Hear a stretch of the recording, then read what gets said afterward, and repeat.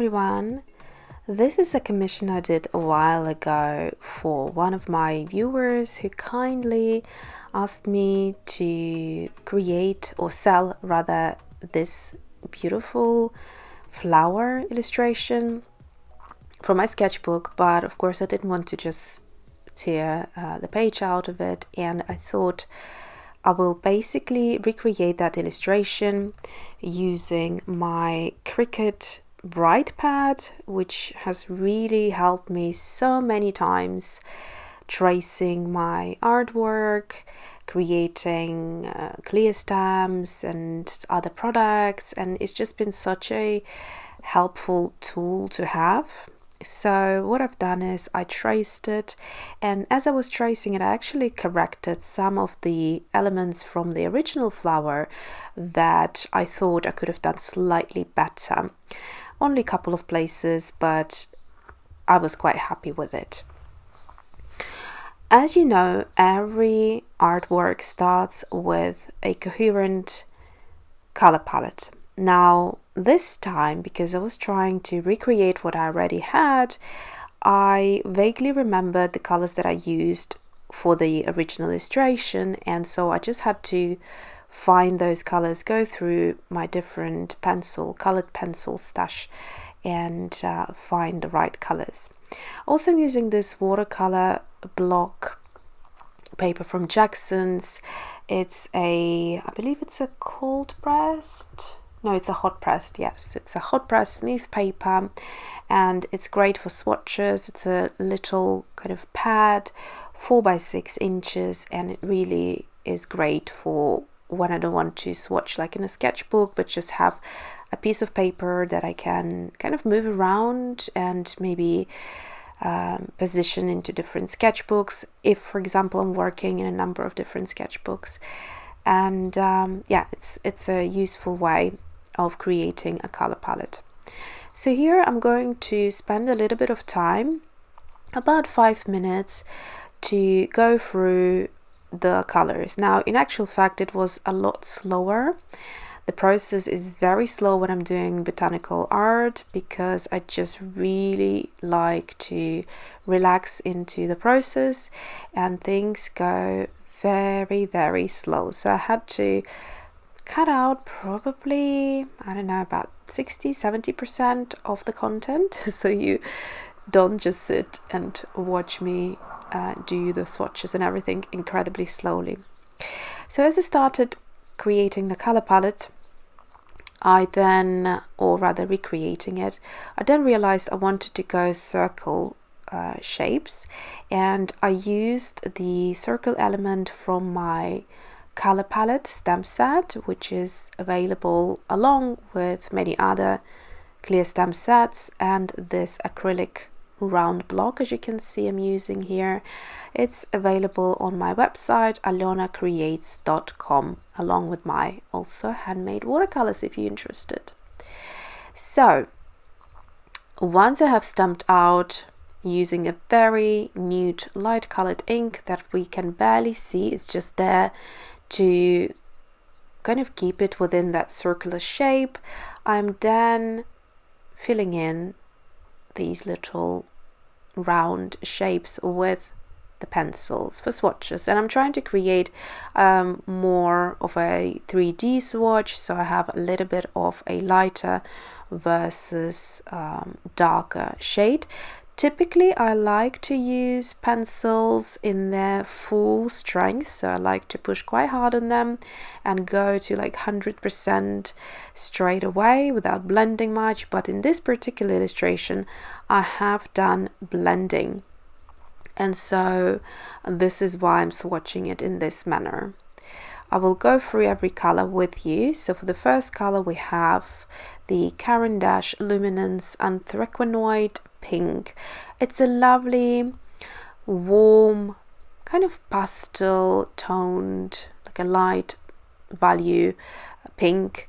Second color is again Caran d'Ache Luminance Permanent Red.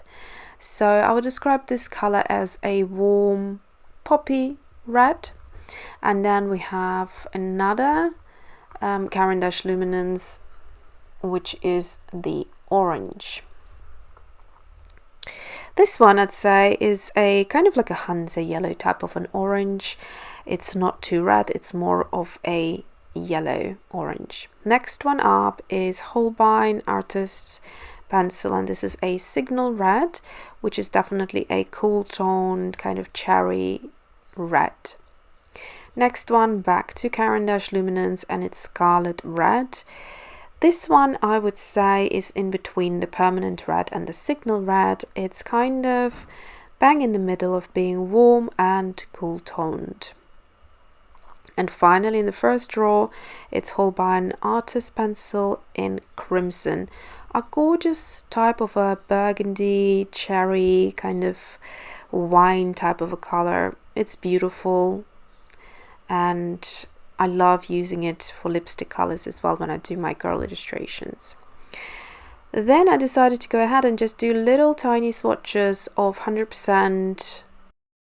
Okay, so let's move with the second row. It's Caran d'Ache Luminance Carnelian, a beautiful orange that I would describe as slightly muted. It is not too bright and not too kind of vibrant. Next one is Caran d'Ache Luminance Green Ochre, which is probably a great description, would be something like a muted green gold on a yellow side. Third color, we have Holbein Olive Yellow.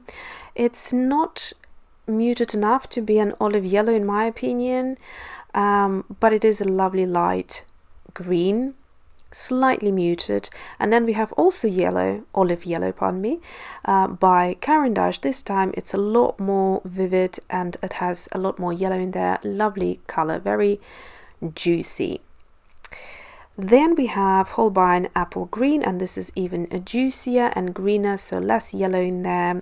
And finally Holbein Leaf Green, which is kind of like a muted medium green.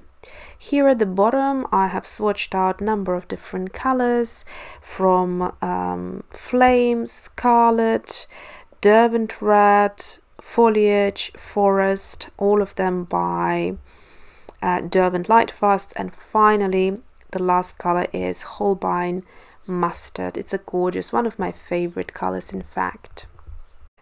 So now the color palette is done and all the swatches are finished. It is so much more easier to pick out the right colors from the colors that I have swatched out. Sometimes I also think about, can I match the color that I think I used in the original painting versus creating a commission, where obviously you need to have light fast art supplies.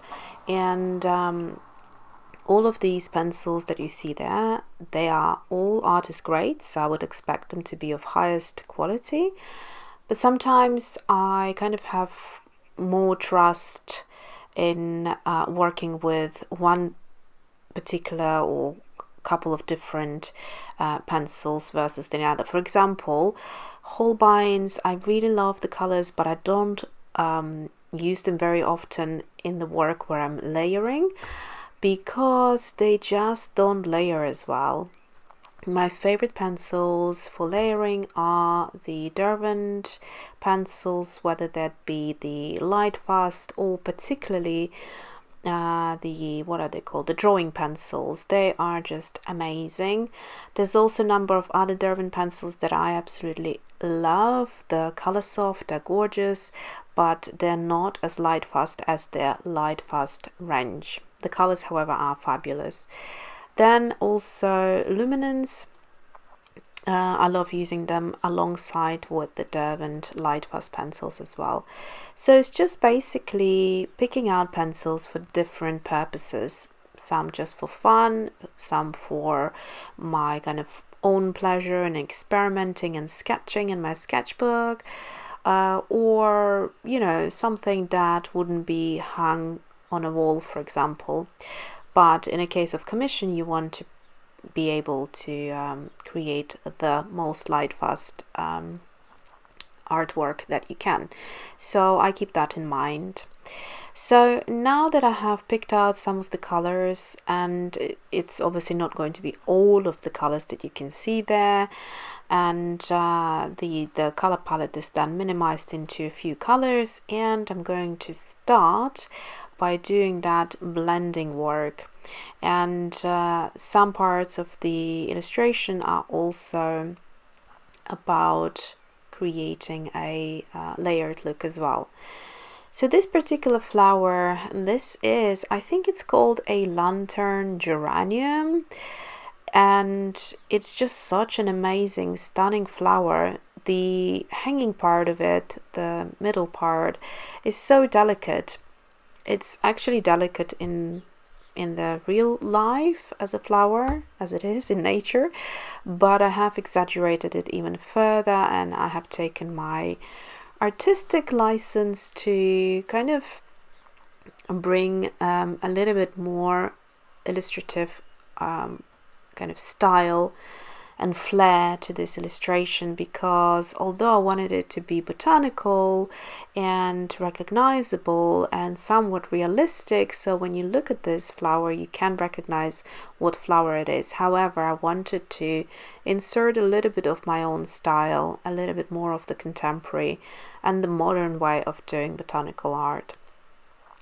Having said that, although it's slightly faster than if I would have embarked upon the super duper realistic botanical art style, still this illustration is very, very slow. I take my time. There's a lot of content that I have cut out, and taking that time is actually quite a relaxing and pleasurable experience. So I definitely want to create more of these botanical illustrations and pop them up as original paintings on my website, up for sale. So if you're interested, let me know if there's any particular illustration from my botanical sketchbooks that you fancy, and who knows, maybe one day you'll find it in my art shop. So here basically I started with the darkest color of the petal tip, and then I just create this ombre, kind of going from the darkest into lightest, and then I blend in the next color into it. And it's very smooth and it's a lot more refined than the original artwork, and I love it. The way it came out, I really love it. It's obviously now with the new owner, and she's very happy with it, which I am also incredibly happy. It's super flattering when someone wants to buy your original artwork, and it's it just gives me an immense amount of pleasure creating these commissions, because it's, you know, when you work for like a commission, at the moment I'm working for another commission for a big brand, and obviously it's a completely different style of work where you have to work within a brief and you have to create what's asked of you. So sometimes you feel a little bit limited and maybe you feel like you can't express yourself to the full extent. Here, this type of commission is just right up my alley. It's super enjoyable. I do what I love doing the most, which is just expressing myself through art. It's very delicate. It's quite different to some of the other art styles I work in, and throughout the years I have learned to accept that I don't have to be put into a certain box. So as an artist, you don't have to just have one specific style. You can totally have different kind of, how shall I say, ways of creating art. So it doesn't have to be just abstract, it doesn't have to be just botanical. Why can't you be a abstract painter slash botanical, like modern botanical artist slash fashion girl illustrations slash, you know, whatever you fancy?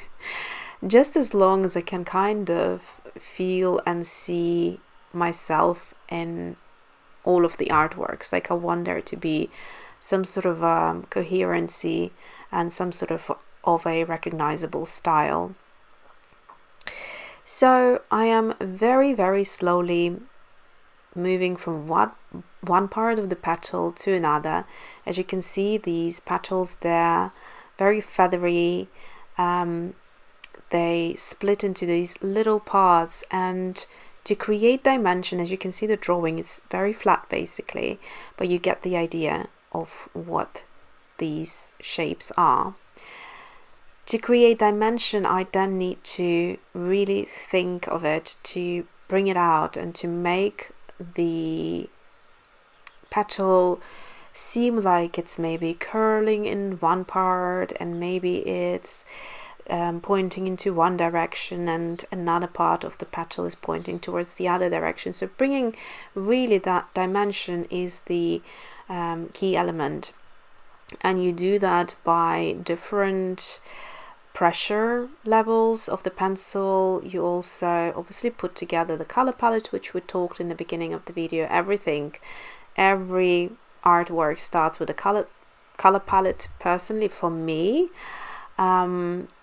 and yeah, the rest just follows. So here I'm going to start with the green part of the flower, which is holding all those beautiful and intricate petals together. And what's interesting here, I will combine a little bit of a watercolor pencil as well, which I haven't swatched in the pencils, but as I was creating this or recreating this illustration, this botanical painting, I decided to do slightly something different. Like I wanted to, like I said to you, it's a more refined version of the original. The original was kind of like sketchbooky, you know, slightly sort of, yeah, it had that sketchy look to it, slightly unfinished maybe in some parts, but with the commission I just wanted it to be perfect. And so with the green part, I realized in the original artwork it looked a little bit heavy, and I didn't want that heaviness here. I wanted it to go together with the lightness of these beautiful petals curling up in the air and everything being so light and feathery. So using colored pencils in combination with watercolor pencil is actually quite a good way to create lightness. So if you don't want that density, but you want to lift the illustration, and for example you already layered some colored pencil and you feel like I said to you, or like I mentioned, the Holbein pencil, I really struggle with layering with Holbeins. Once the Holbein goes on, really it just becomes quite waxy and you can't layer much and shift the color. So at that point, this is when I decided to pull out my Albrecht Dürer Faber-Castell pencils. There's a number of colors that I purchased, I think 3 different colors. I purchased at the Art shop in Hampstead that I went a while ago, and I done a little like a shop tour, art shop tour. It is on my channel. I'll try to link it up if I won't forget, and if I do, let me know in the comments below. And yeah, so basically layering a little bit of that pigment and then adding a little bit of water to it, but ever so slightly. You don't want it to be like drops of water, just tiny little bit. Wakes up the pigment in the watercolor pencil, and it then becomes a brighter color. So that's a good thing. It's a good trick to remember. If you pushed your layers to the point where you can't layer anymore, try to go with a watercolor pencil on top and see if that will help you in any way. For now, I'm just layering what I can, creating a little bit more dimension.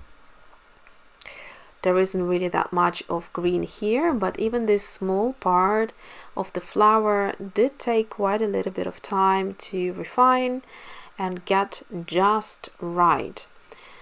bit by bit, as you can see, this whole illustration is all about sharpening the pencil, using it a little bit, going back to the sharpener. I think I cut out a lot of the sharpening process out, but yeah, there was a lot of sharpening involved, so this particular illustration needed a fine point because it's so small, it's very delicate. The petals, all the elements are very, very tiny, so going in with a blunt nib just wouldn't cut it basically. So this is when I'm going in with the Faber-Castell Albrecht Dürer watercolor pencil, and the color is, let me just look it up, it's cadmium yellow lemon. It's very close to a chartreuse, and it really done a great job lifting it. So I'll show you the kind of the before, well, you saw the before already, and you'll see now how there's this little bit of a yellow glow that's coming through and kind of lifting that green part quite nicely. I'm also taking the same color throughout the length, and again that just connects the color. I like to use, if I'm introducing a color that I haven't used before in illustration, I do like to take it through somewhere else in the illustration so that it's connected and it kind of flows better. Here I'm switching to another color, but I can't quite remember whether it was the May green or the earth green yellowish. So those are the two other greens that I have purchased along with these kind of chartreuse like color. And there you can see it really does pop ever so slightly, whereas before it looked a little bit flat and a little bit heavy. So this entire illustration, I think it took either 2 or even 3 days. I don't think it took 4 days. So I think it took up to 3 days. I can't quite remember. This was super long ago, a few months we're talking. And yeah, it's one of those things that when I work on a commission, I don't like to be distracted by any other projects. So I tend to basically just dedicate that time, however long it takes, whether it's a few days or in one case it was a week, but it still wasn't finished within a week, so I had to then, I'm talking about another commission that I've been working on. Sometimes it's kind of a few days here, a few days or a few hours there. It really depends on the work that I'm doing for that particular commission, but I generally like to start and finish. I do find it quite kind of like annoying when you have to keep on going back, and you know, obviously it's a different, like I said before, it's a different type of a commission, but I do like to start and finish. And also I like my art supplies to be laid out in a certain way, and I like to come back to that desk next day and continue where I left off. Sometimes I need like a fresh eye or fresh perspective on things, or sometimes I just need to take a little break from it and then step back and, you know, look at it again and continue and maybe see, especially at the end when I'm finished, I like to add a few more finishing touches. For that you definitely need to give it a bit of a break and then revisit it again. And so having everything laid out on my desk means that I can't work on anything else anyway, so hence why I like to have it all laid out, and when I'm finished then I clear out my desk and I'm done with it. So that's how I prefer to work, but obviously it really depends what project it is. So at this point I'm just adding those few finishing touches that I mentioned just before, and having a little break from things helps you to see where something needs a bit more dimension or a little bit more color or a little bit more lift, or you know, pushing something slightly more back. Those minute details make a big difference, and that is the process in a nutshell. I hope you enjoyed it. Let me know what you think. I had a fantastic time creating it. Loved it so much. Thank you for watching, and I'll see you soon.